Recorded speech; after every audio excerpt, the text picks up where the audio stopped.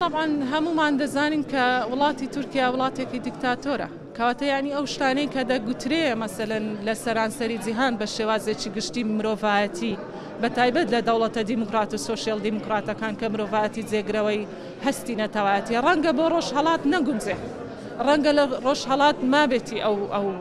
یعنی ئەو قۆناغە ببڕێ باشە کەواتە لێرە ناتوانین بڵین ئەو هاوکێشەیە کە لە ڕۆژ ئاوا کاری پێدەکرێ یاخود ئەو شتێک کە لە ڕۆژ ئاوا باوە و خەڵک بیر و بۆچوون و بیر و ڕای لەسەرەتی لە وڵاتە ڕۆژهەڵاتیەکان بە تایبەت ئەو ناوچە پڕملانێ و کێشمەی خۆمان کە عێراق و دراوسەکانی دەگرێتەوە مۆزوعی یەزیدیەکان طبعاً وەکو گوتم لە وڵاتە دیکتاتۆریەکان تا ئێستا پاکتاوکردنی ڕەگەزی و دینی و هەموو جۆرە پاکتاوکردنەکان هەیە نەک یەزیدی ئەی کورد حاڵی کورد چۆنە لە تورکیا یعنی ئێستا دەوڵەتێکی دیکتاتۆری وەکو تورکیا هەوڵ دەدا بە هەموو شێوازێک مۆرک و یعنی تایبەتمەندیەکانی ڕەگەزەکانی تر بسڕێتەوە و خۆی زاڵکە و لە سنتەری دەسەڵات بمینێتەوە کاتە یعنی ئەوان مۆزوعی ناسیۆنالیزم یاخود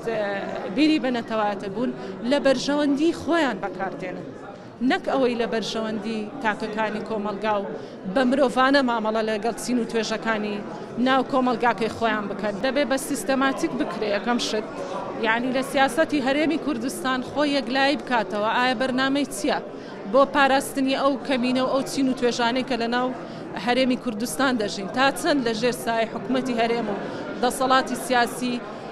ڕێز و کەرامەتیان پارێزراوە طبعاً ئەوانش مادام بەشێکن لەو کۆمەلگایە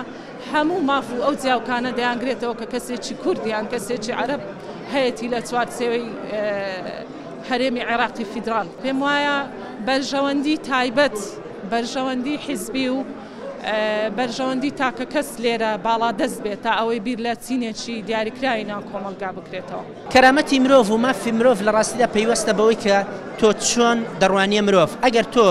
ڕوانگەت بۆ مرۆڤ ڕوانگەیەکی ئەوە بێکە ئەو مرۆڤەی لەگەڵ منە باشە و ئەوەی دش بە منما خراپە ئەگەر ڕوانگەت بەوە بێتن ئەوەی سەر بە حیزبەکەی منە مرۆڤێکی باشە ئەوەی لە دەروی حیزبەکەی منە مرۆڤێکی خراپە ئەوە حتمما کەرامەتی مرۆڤ لە هەر شوێنێک بێ لێرەش بە هەمان شێوە ئەوە پارێزراو نابێ بەڵکو ئەوەی زیاتر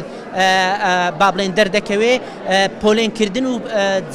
با بڵێن پۆلێنبەندی مرۆڤەکانە بە پێی تێگەیشتنە ئایدۆلۆژیەکانی خۆم بوو هەر کاتێکیش ئایدۆلۆژیا بوو بە با بڵێن پێوەەر بۆ دەستنیشانکردنی مرۆڤەکان ئەوە لە ڕاستیدا مافی مرۆڤ پێشەل دەکرێت زۆر حاڵەتێکە زۆر پەیوەندی بە تێگەی بیرروباوەڕی ئاینیەوە هەیە هەری ئێمە لە زمینەیەکدان کە زۆرینەی بیرروباوەڕێکی ئاینی ئەو تۆیان هەیە دەشێ مامەڵیان لەگەڵ ئەوانی تر جای ئێزیدی بن جا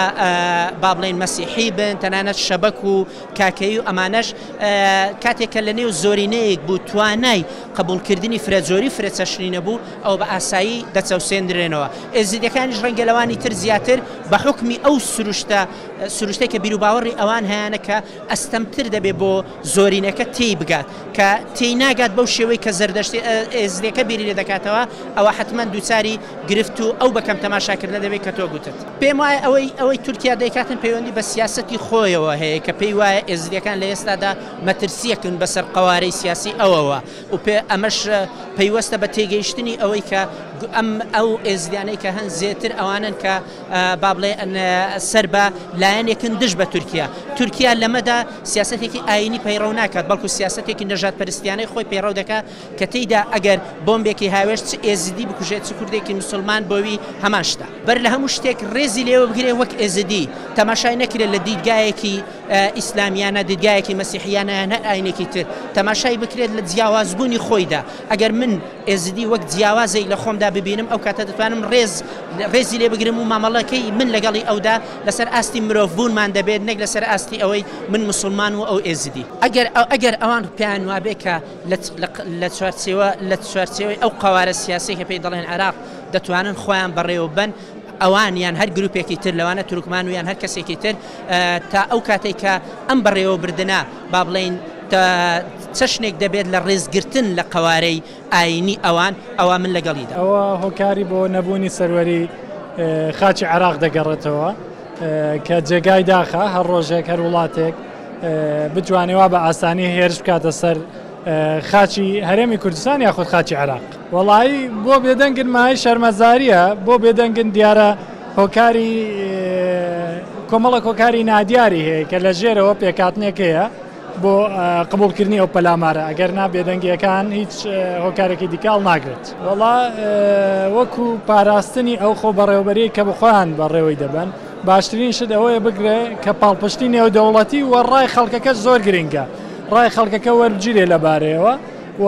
ئەو ئاوارانەی کە لە هەرێمی کوردستانیان لە هەر شوێنەکەن بتوانن ئاسانکاریان بۆ بکرێت و بگەڕێنەوە خاکی وڵاتی خۆیان وەڵاهی ئەوە کێشەیەکی ناوخۆی عێراقە هەر چۆنێک بێت دەبێت لە ناوخۆی عێراق حەل بکرێت بەڵام پێم باشە چه حکوومەتی هەرێم چه حکوومەتی عێراق هەموو دەستێوەردانە دەرەکیەکان لەو بارەیەوە ڕەت بکەنەوە ئیتر دەبێت لەگەڵیان دانیشن و حەلێکی وەسەط بدۆزرێتەوە بە هەردووکە بێگومان دەستی دەرەکی ئەی فڕۆکەی بیانی لە وڵاتێکی تر بدا دەستی دەرەکی فڕۆکەی دەرەکی چێ نەکتەنیا دەستی دەرەکی ئێوە ئێران و تورکیا بە ئاشکرا بردومان دەکەن و کەسیش نییە لە سیاسەتی عێراقیدا لەسەر ئەو هێرشانە هەڵوێستی جدی هەبێت